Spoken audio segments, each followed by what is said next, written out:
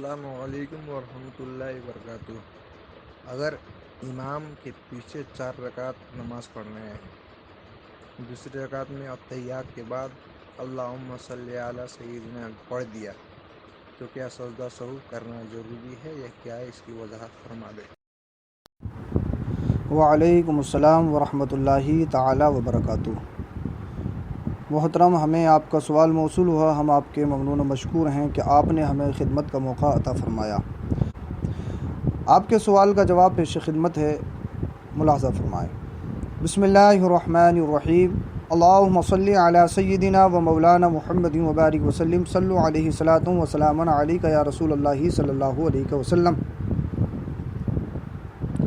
نماز میں کوئی واجب سہون چھوٹ جانے سے یا کم و بیشی ہونے سے، یا ایسا کام کہ جس سے سجدہ سہو واجب ہوتا ہے، نماز میں ایسا واقع ہو گیا، تو اگر آپ تنہا نماز ادا کر رہے ہیں تو سجدہ سہو کرنا یہ ضروری اور لازمی ہے۔ اگر امام صاحب نماز ادا کر رہے ہیں اور امام صاحب سے ایسا کام ہوا تو امام صاحب پر بھی سجدہ سہو کرنا ضروری ہوگا۔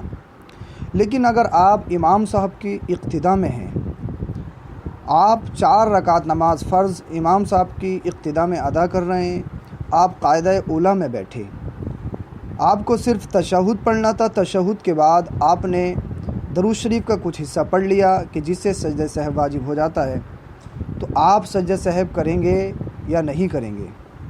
تو دیکھیے، اگر آپ اقتداء میں ہیں، مقتدی ہیں، اگر آپ سے کوئی واجب چھوٹ جائے یا ایسا کام ہو جائے کہ جس سے سجدہ سہو واجب ہو جاتا ہے، تو آپ امام صاحب کی اقتداء میں رہ کر سجدہ سہو نہیں کریں گے، بلکہ آپ کو امام صاحب کی متابعت کرنا ضروری ہے، اور آپ پر یہ سجدہ سہو کرنے کا حکم نہیں لگے گا۔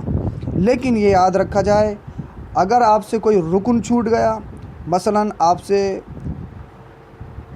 رکوع چھوٹ گیا، سجدہ چھوٹ گیا، یا آپ کا وضو ٹوٹ گیا اور آپ کہیں کہ امام صاحب کا وضو ہے تو ہمارا وضو ہے، تو ایسا نہیں ہے۔ اگر کوئی رکن چھوٹ گیا، اگر کوئی رکن میں کمی واقع ہوتی ہے اور رکن چھوٹ گیا ہے تو پھر آپ کی نماز ختم ہو جاتی ہے۔